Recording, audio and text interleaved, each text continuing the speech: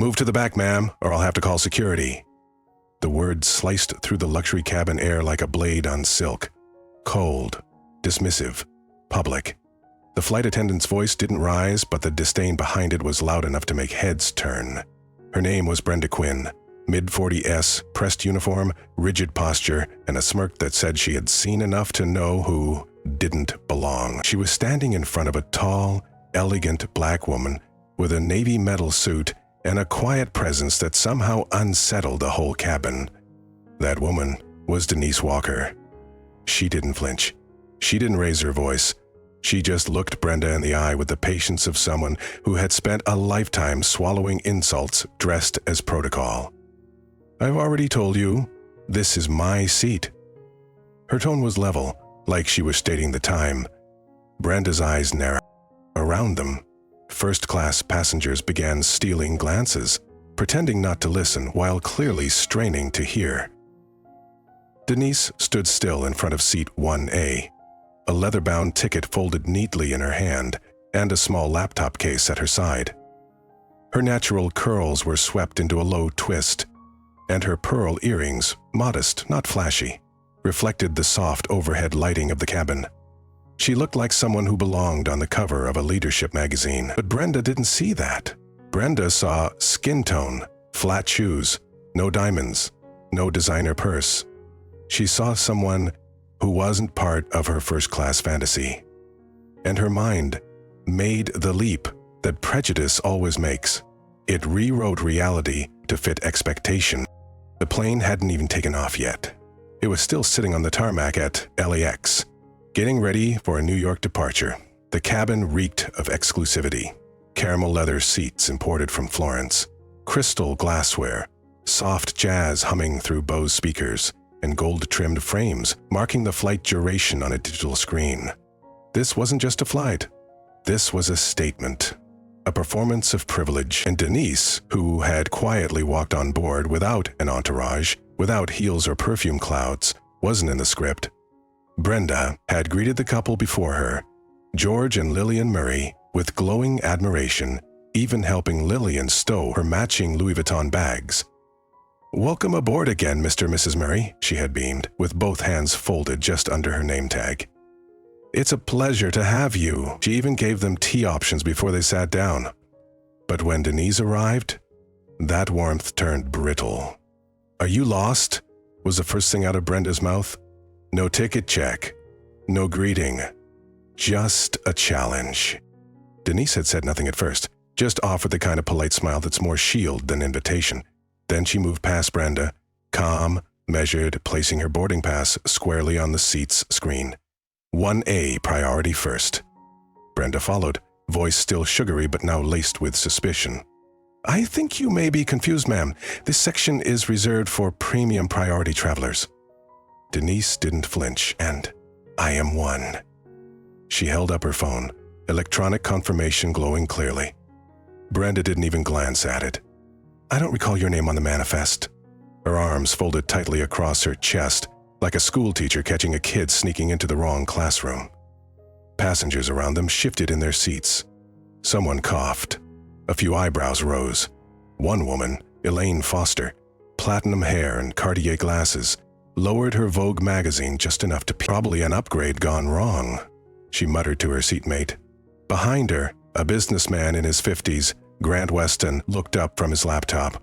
His eyes moved between the two women, but he stayed silent for now. Denise didn't move. "You should double-check the list before making assumptions," she said. Not cold, but firm. Brenda's lips curled into something resembling a smile, though it held no warmth. "I don't need to. I know who's supposed to be in this cabin."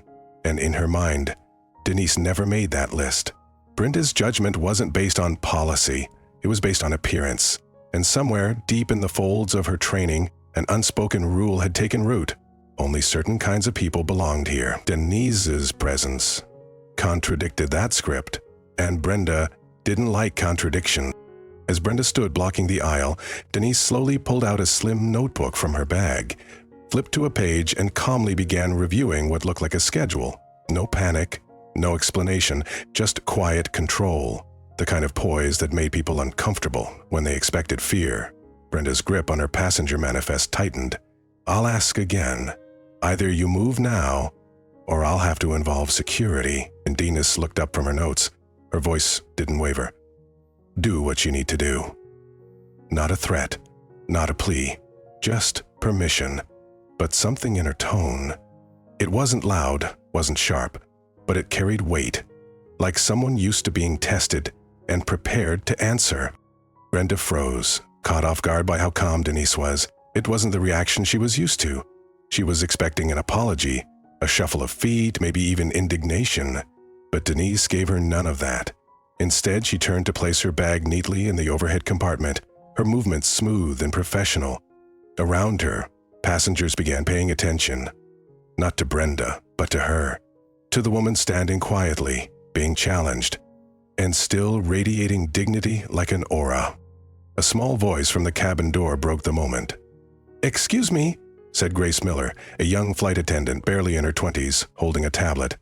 "Ma'am, I believe—" But Brenda raised a hand, silencing her. "Not now, Grace." The interruption passed quickly but not unnoticed. Denise glanced briefly at Grace, who looked torn between duty and discomfort, then returned to her seat. Brenda stood still for another beat, then stepped aside, but not before muttering under her breath, "Let's see how long this lasts."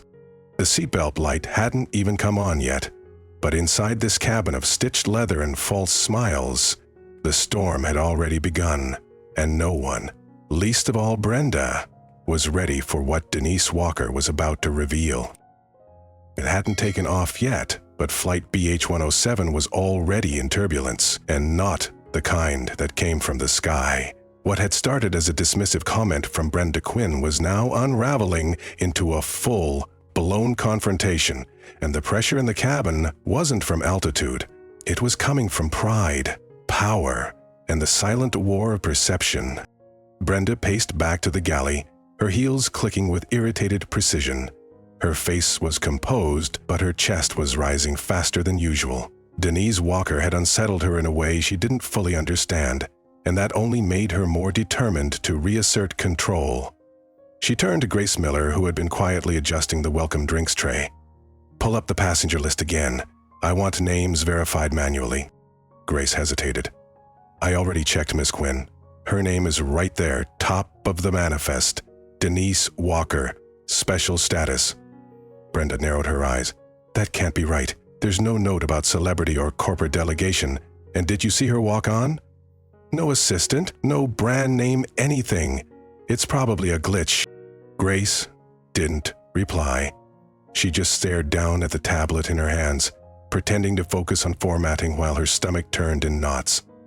She had a bad feeling, not just about Brenda's tone, but about what was going to happen next if someone didn't step in. Back in the cabin, Denise sat upright in her seat, one hand resting on the armrest, the other casually scrolling through her phone. She wasn't texting. She wasn't recording. She was simply existing. And somehow that alone seemed to offend people. Across the aisle, Elaine Foster watched with theatrical interest, her expression somewhere between amusement and skepticism.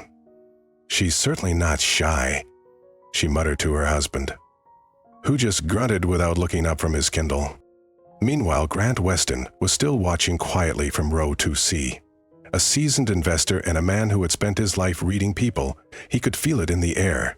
This wasn't about a seating issue. This was a test of something far deeper, and someone in this room was going to lose. Brenda returned with a briskness that only served to confirm how rattled she actually was. "Miss Walker," she said, her voice now artificially composed, "I'll ask once more. I have passengers to serve, and your presence in this seat is causing a delay." Denise looked up slowly. "The only delay here is your refusal to acknowledge your own manifest." Her tone wasn't confrontational. It was calm, factual. And that calmness chipped away at Brenda's authority faster than any shouting match could have. Brenda's jaw tightened. "You may have a ticket, but I make the final call on cabin compliance. I don't recall your name being on the upgrade or VIP list. If you don't move, I will involve airport security and have you escorted off the plane." That got attention. Audible whispers rippled through first class. A younger passenger near the front raised a brow and murmured, "Escorted? What the hell did she even do?" Another rolled his eyes. "Just give her a drink and let's take off." Denise didn't move. She didn't frown. She simply adjusted her blazer and said, "If you feel that's necessary, you're welcome to make that call. But I'd recommend you check that list one more time, Miss Quinn, very carefully." Brenda gave a tight laugh, mocking, dismissive. "What are you going to do? Call your lawyer?" She gestured toward the front of the plane. "This isn't a courtroom, sweetheart." There it was. Not just disrespect. Contempt. That condescending "sweetheart" landed like a slap in itself, and the cabin fell into that awkward silence that usually precedes either a meltdown or a reckoning.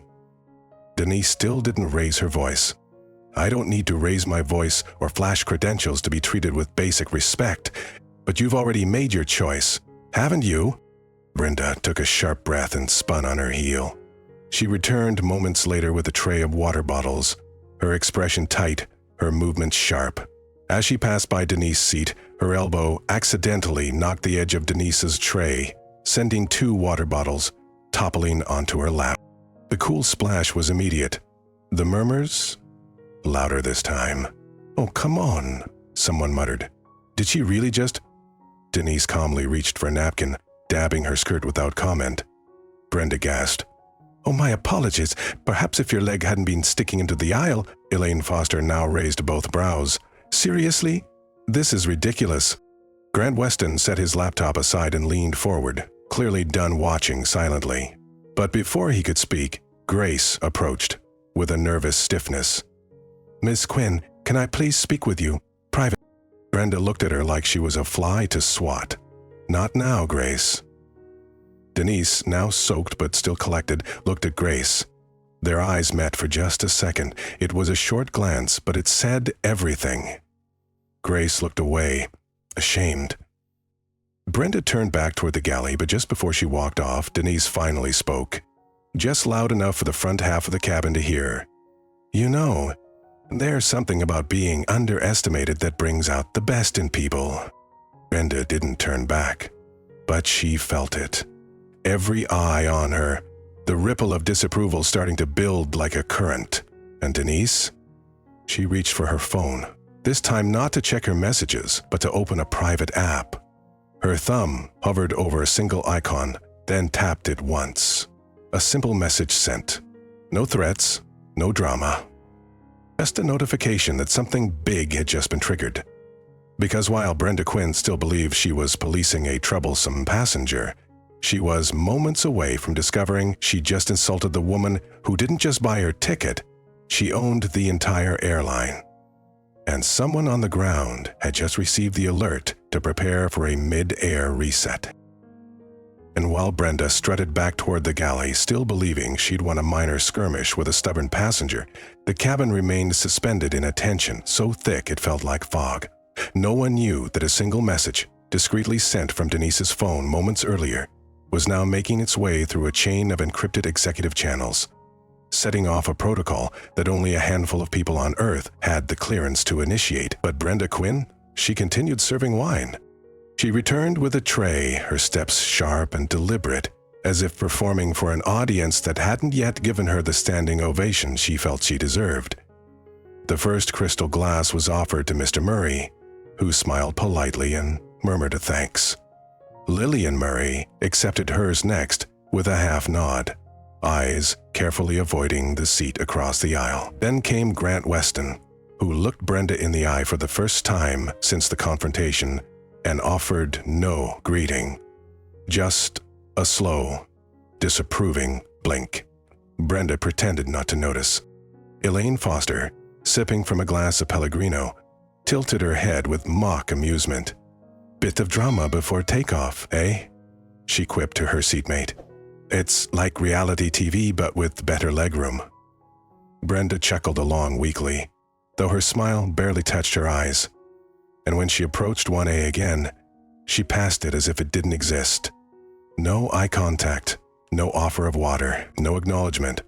The kind of silence that isn't forgetfulness, it's punishment. Denise didn't move. She didn't call out. She didn't ask for service. She simply sat there, hands folded in her lap, eyes calmly focused on the horizon out the window, her soaked skirt slowly drying under the cabin air. But beneath that composure was a stillness too calculated to be passive. The kind of stillness right before a tectonic shift. Grace, still holding the digital manifest in her hands, hovered a few feet away. Her eyes flicked between Brenda's stiff shoulders and Denise's unmoved expression. She was young, but not naive. She had seen enough bad situations de-escalated and worse ones buried. She had also seen enough women like Brenda, perfect posture, pristine makeup, polished cruelty. And she knew what was happening was not a misunderstanding. It was targeted, deliberate, and escalating. The cabin lights dimmed slightly as the plane taxied into position. Outside, the sun dipped lower across the Los Angeles skyline, painting streaks of amber across the tarmac. Inside, the air remained tight with unsaid things. Grace moved toward Denise, hesitated, then bent down. "Miss Walker? Would you like a fresh towel or—" Brenda's voice snapped through the aisle. "Grace, I told you, this road's been served." The words landed like slaps in their own right. Grace recoiled a half step, eyes wide, mouth open but empty of words. Denise looked up, gently shook her head. "It's all right," she said softly. "Thank you for asking." Aunt Weston's brow creased. That single moment. Grace trying, Brenda shutting it down, Denise absorbing it, shifted the dynamic. He unbuckled his seatbelt, placed his laptop aside, and leaned forward. "Excuse me," he said evenly to Brenda, "but I believe this passenger has not yet received any service, and I don't recall a policy where basic decency is optional." Brenda turned toward him, trying to mask the flush rising in her cheeks. "Sir, we are in pre-takeoff protocol. I will resume cabin service once we're airborne." "And was it also pre-takeoff protocol when you drenched her in water?" he asked, voice cool, measured, but loud enough for others to hear. The surrounding rows fell even more silent. Elaine raised an eyebrow, murmuring under her breath, "This might get interesting." Brenda stiffened. "I don't appreciate insinuations." Grant didn't blink. "Then stop giving people reasons to make them." She turned sharply and marched back toward the galley, chest heaving, muttering something no one quite caught. Grace stood frozen in place, the passenger list trembling slightly in her hands. And that's when Denise slowly turned to her, voice gentle but with weight behind each word. "You don't have to be brave for me. But don't lie to yourself about what you saw." Grace looked like she might cry. Brenda reappeared seconds later with another tray, this time filled with wine instead of water. She moved down the aisle with forced grace, pouring Pinot into crystal goblets with the flair of a maitre d'. But as she reached Denise's row again, something shifted. Denise had adjusted her posture. One leg was now slightly extended, barely into the aisle, but enough that in normal passing it would require a sidestep. Brenda didn't sidestep. She charged. The tray caught the angle, the leg, the fabric, the glasses. It all collided in one sharp, clattering moment. Water spilled, glass slid. One goblet teetered before tipping, splashing across Denise's lap again. The sound of it, glass clinking, fabric soaking, gasps echoing, froze the cabin. Then Brenda did something truly absurd. She gasped theatrically. "Oh my God, why would you put your leg there?" Her tone shot up an octave, shrill, performative, full of fake innocence and displaced blame. Denise didn't shout, didn't flinch. She simply reached for the linen napkin offered by no one and wiped the droplets off her pants with excruciating calm. "You did that on purpose," she said, not accusingly, but like a scientist confirming a hypothesis. Brenda's mouth opened, but no words came out. Around them, silence thundered. "And all I ask," Denise continued, is to be treated with the same respect as everyone else on this flight. Her voice wasn't loud, but it hit like a bell in a monastery, clear, centered, impossible to ignore. That was the moment Grace stepped back. That was the moment Grant sat up straight. That was the moment the cabin turned. Brenda opened her mouth, ready to unleash a rebuttal, but found nothing waiting behind her tongue. Instead, she stared at Denise's calm eyes and saw no fear, no anger. Just something she didn't expect to see. Power. And as she stood there, glass still dripping, tray trembling in her hand, what Brenda didn't see, what she couldn't yet know, was that at that exact second, the cockpit door had quietly opened, and someone had started walking down the aisle. Someone who had just been notified of a priority incident. Someone who was about to shift everything. And just as Brenda stood frozen in the aisle, the cabber now watching her with suspicion rather than obedience, the footsteps echoed like thunder on a hardwood floor. They were steady, deliberate, and far too confident to be coming from a flight attendant. From the front of the plane, past the velvet curtain, emerged Captain Ron Bellamy. A man known more for precision than politics, more for flight charts than conflict mediation, but even he could tell from the unreadable stillness in the cabin that something had gone terribly wrong. At the moment his eyes landed on Brenda, still gripping the damp tray with uneven breath, and then on Denise, seated upright with soaked clothing and an untouched glass at her feet, he knew the call he had received from headquarters wasn't exaggerated. "Miss Quinn," the captain said sharply, "I'd like a word." Brenda turned, startled by his presence, and reflexively straightened her blazer. "Captain Bellamy, everything is under control. Just a minor disturbance." A guest who refused to comply. "Save it," he interrupted flatly. "We'll speak in the galley." She opened her mouth, but something in his tone warned her not to argue. She spun on her heel and followed him, but not without throwing a final glance at Denise. A glance no longer filled with disdain, but with something closer to panic. Inside the galley, Grace was already standing beside the coffee station, her hands clutched in front of her, her face pale. She hadn't moved since the splash. The captain looked between them both. "Miss Miller, what's going on?" Grace hesitated, swallowed hard, and then opened her mouth. But Brenda stepped in first. She's been disruptive since boarding. She refused to move. She's occupying a seat that doesn't match our confirmed list. And now she's intentionally provoking cabin disorder. I've tried to manage it quietly, but she's escalating the situation. Grace shook her head slowly. "That's not true, sir. Miss Walker's name is on the manifest. She's listed as confidential priority with level 1 access." She turned the tablet toward him. "It's here, highlighted, top of the list." Captain Bellamy's jaw tensed.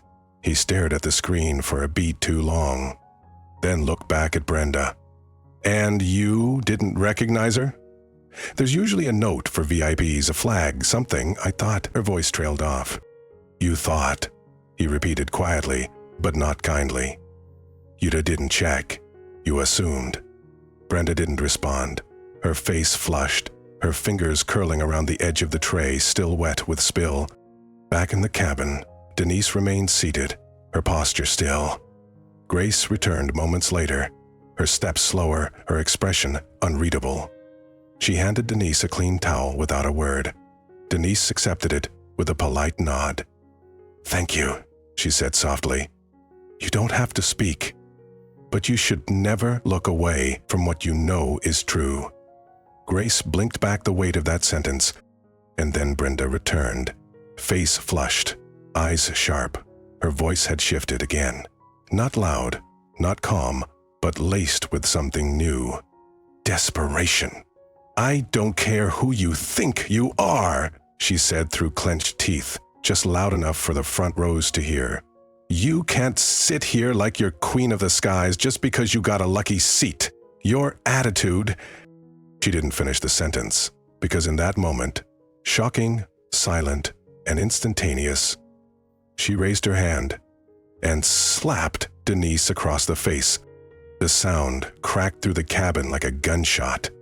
For a full second, no one moved. Not a breath, Not a blink. A few passengers gasped out loud. Elaine dropped her magazine. Lillian Murray choked on her tea. Grant Weston rose to his feet, knocking over his water in the process. But the one person who didn't react was Denise. She sat there, motionless, her cheek red, but her expression unchanged. She didn't touch her face, didn't flinch. She simply looked back up at Brenda with the kind of slow, deliberate focus that made the other woman step back instinctively.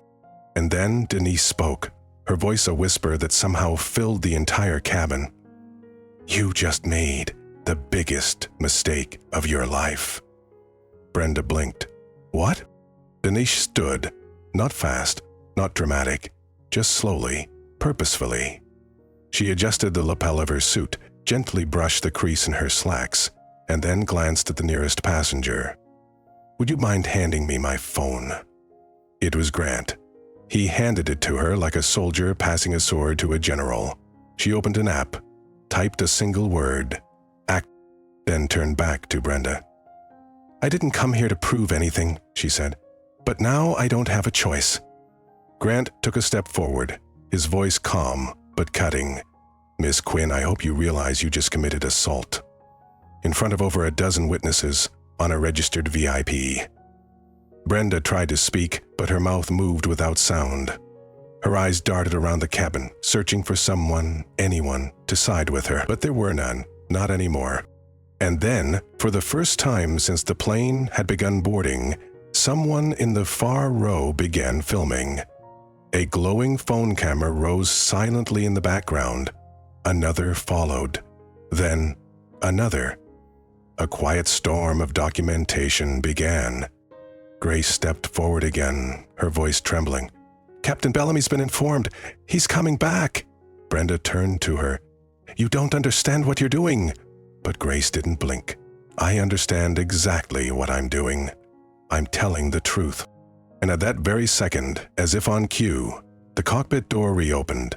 Captain Bellamy returned, his face stern, jaw set, and eyes locked onto Brenda. But he wasn't alone. Two uniformed agents from the Transportation Security Administration stepped into the cabin behind him. The room went dead quiet. Every passenger sat still. Every screen turned on. Every hand frozen midair. Because something was about to be said, and it wouldn't be Brenda doing the talking. The moment the TSA agents stepped into the cabin behind Captain Bellamy, the atmosphere inside BH-107 shifted from tense to electric. Everyone could feel it, like standing in the eye of a storm that was finally breaking. Brenda Quinn's grip on power, once so smug and absolute, was unraveling in real time, and the entire cabin could see it. She stepped back instinctively, her voice barely more than a whisper. "Captain, I didn't know." But Captain Bellamy didn't stop. He stepped into the aisle, his voice calm but firm, speaking not just to Brenda, but to the cabin, as though addressing a courtroom. "Ladies and gentlemen, please remain seated and calm. We have received official confirmation from Executive Operations. This flight has a Level 1 priority passenger on board. That passenger," he turned to face Denise Walker directly, "is Miss Denise Walker, founder and Chief Executive Officer of Blue Horizon Air." A beat of silence. Then a wave of disbelief rolled through the rows. Elaine Foster's mouth fell open. Grant Weston gave a single nod like he'd just confirmed a theory. Lillian Murray dropped her knitting needles. Even George, her husband, blinked and muttered, "Well, damn." Brenda, on the other hand, didn't move. She stared at Denise, her lips parted, her eyes wide with the look of someone who had just realized they'd set fire to the wrong building. Denise didn't speak. She didn't gloat. She simply stood in aisle 1A with the dignity of someone who had weathered far worse storms than this. Captain Bellamy turned to the agents. "Per executive directive, Miss Walker has requested full cooperation in documenting and reviewing all behavior leading up to this incident. You may begin now." The first agent nodded, raising a body camera, while the second pulled out a notepad. "Miss Walker," the taller one said gently, "would you like to file an official complaint for public assault?" Denise nodded once, her voice clear and controlled. "Yes. For assault, targeted humiliation and obstruction of professional duties." Then she turned slowly to Brenda, who now stood pale and still as a statue, tray still trembling in her hand. "Not because I'm the CEO," Denise added, "and not because I own this plane, but because no one, ever, should be slapped, soaked, or belittled for simply existing in a seat someone else thinks they don't deserve." Brenda opened her mouth to protest, but no sound came. Her voice, her power, her performance, it had all evaporated. The agents approached her, reading her rights aloud in steady, measured tones. When they produced handcuffs, Brenda visibly recoiled. Wait, this isn't necessary. I didn't know who she was." Denise's eyes met hers, like a mirror, reflecting all the excuses she'd just run out of. "That's exactly the point," she said quietly. "You didn't bother to know. You only judged." The handcuffs clicked shut. The sound rang through the cabin like a verdict. One by one, the passengers looked away, some ashamed, others vindicated. But no one stood to defend Brenda, not even the ones who had silently agreed with her moments earlier. Grace Miller, still standing near the galley, let out the breath she hadn't realized she was holding. Her eyes met Denise's for just a moment, and Denise gave her a single nod, permission, affirmation, a signal that said, "You did right." Captain Bellamy took Brenda's badge and name tag, placing them into a sealed evidence pouch. "Per internal protocol," he announced, "Ms. Quinn is hereby suspended pending investigation and is no longer authorized to operate in any Blue Horizon flight capacity." Brenda tried to speak, one last grasp at the illusion of control, but no one was listening. As she was escorted down the aisle, past every row she had once ruled with subtle cruelty, the silence that followed wasn't out of fear or confusion. It was justice settling into its seat. When the door to the front of the plane closed behind her, Denise turned back to the passengers. She didn't speak yet. She didn't need to. Her presence alone now carried authority. She looked toward Grace. "Would you mind retrieving the training tablet from the galley?" Grace hurried to comply. Within seconds, she handed Denise a sleek white device embossed with the Blue Horizon crest. Denise tapped a few times, then displayed the main screen to the nearest passengers. It showed a document titled Cabin Service Ethics and Anti-Bias Guidelines, authored by Denise Walker. Grant let out a quiet chuckle. She wrote the book. Denise smiled faintly. Some people read it, some just skip to the part they like. The tension in the cabin softened slightly, laughter nervously flickering through a few rows, but the underlying emotion wasn't humor.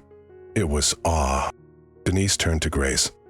"You spoke the truth when it mattered. That's courage in its rarest form. You'll be hearing from my office today. Effective immediately, you're being reassigned to our leadership training team in Chicago." Grace's mouth fell open. "Wait, Are you serious?" Denise nodded. "Very." Applause broke out. Quiet at first, then swelling. Not the kind reserved for a celebrity or even a CEO. It was the kind given to someone who stood for something when silence would have been easier. And as the agents finished their process and stepped off the plane with Brenda in tow, the rest of the flight settled into something it hadn't felt since boarding. Captain Bellamy turned to Denise. "We'll be cleared for takeoff again in 5 minutes. Anything you'd like to say to the cabin before we resume?"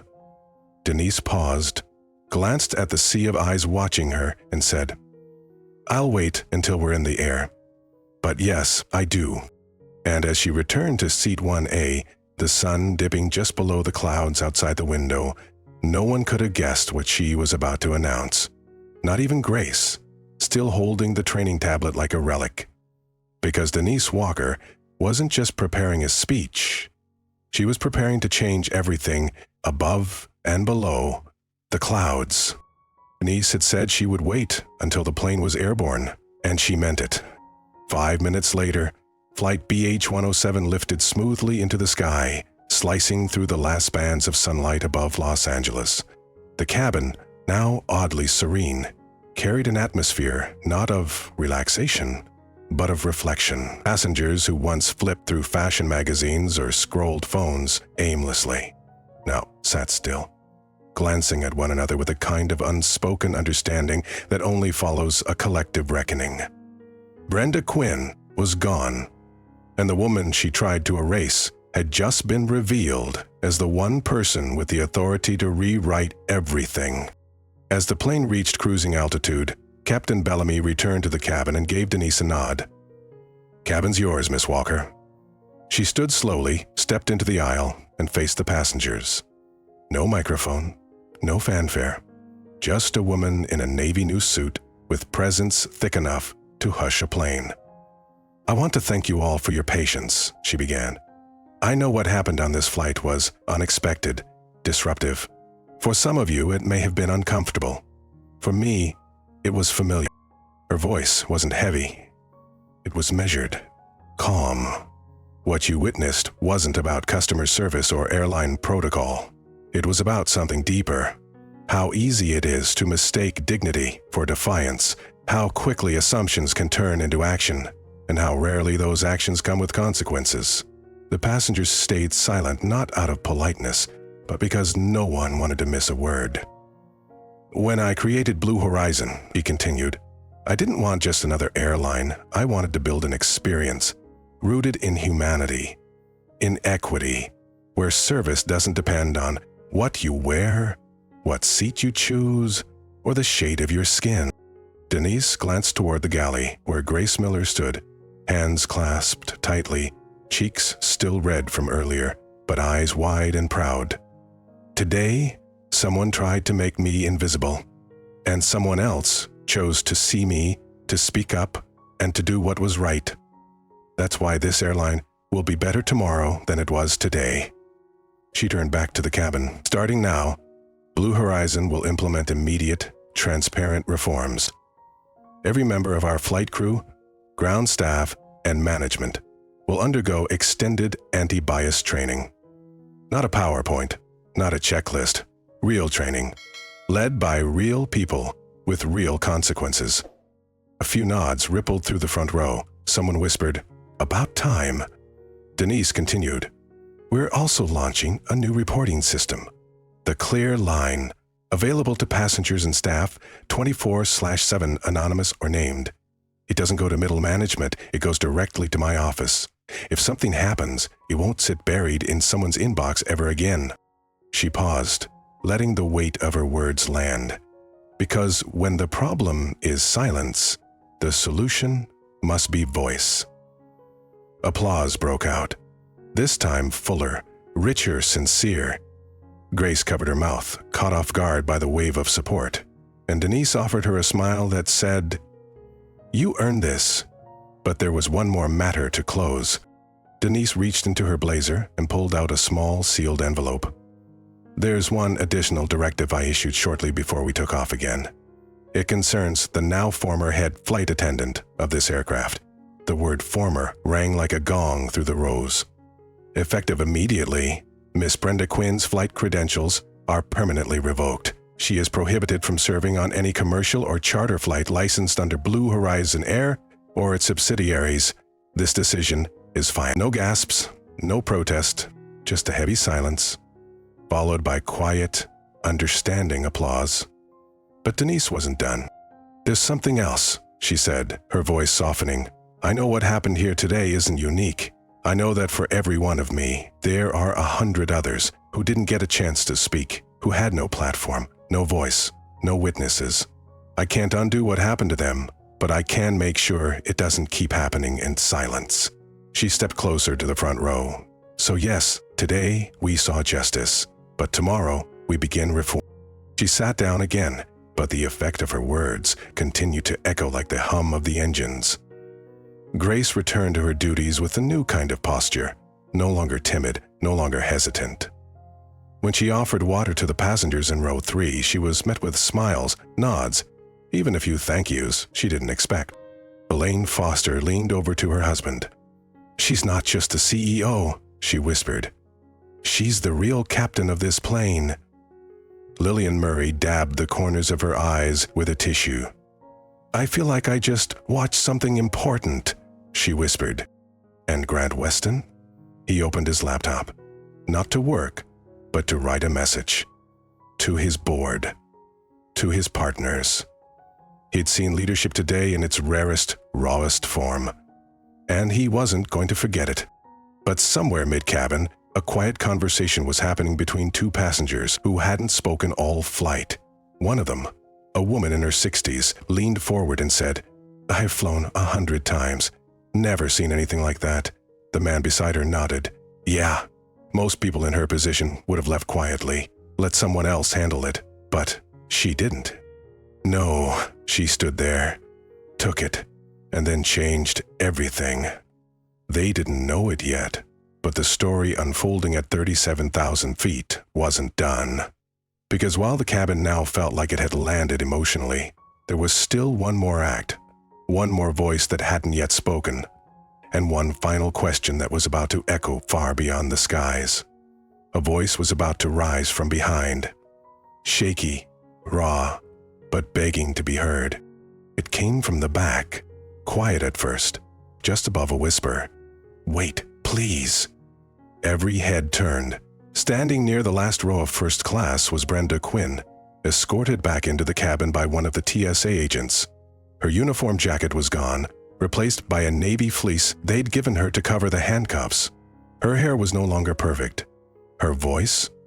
It had lost every trace of command. "Miss Walker," she said, trembling.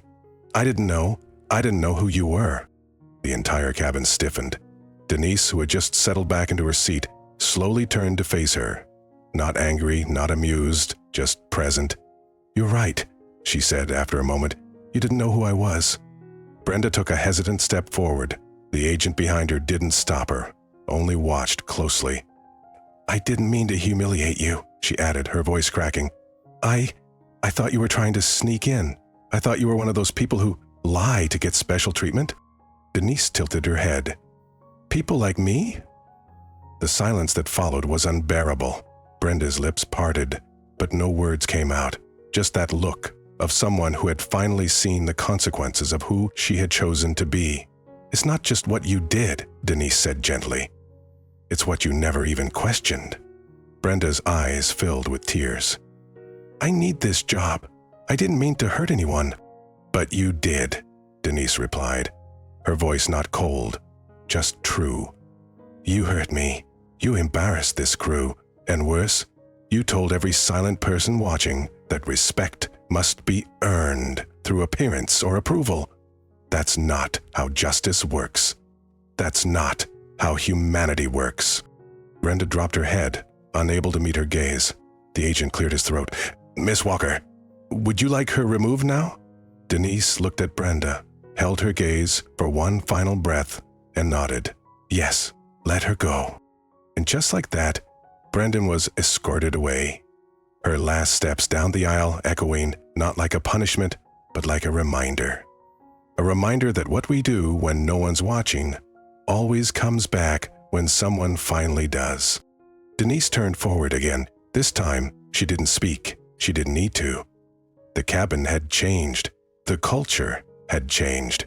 And somewhere above the clouds, something had been restored. Grace passed through once more, offering a final round of service. She didn't flinch, didn't stutter. The passengers met her with warmth and eye contact, real smiles, no masks. Grant Weston slipped his business card into her palm and whispered, "Call me after this flight. I want you leading people." At the front, Elaine reached over to shake Denise's hand. "You didn't just set policy today," she said. "You set an example." Denise smiled quietly, and as the plane began its descent into New York, with the city skyline rising into view below, one passenger, a young woman, traveling alone, leaned over the aisle and said, "Miss Walker, thank you for not staying silent." Denise turned, nodded once, and replied, "We don't always get to choose when the moment comes, but we do get to choose whether we rise with it." The wheels touched down, and as the plane rolled to a stop, flight BH-107 didn't just land.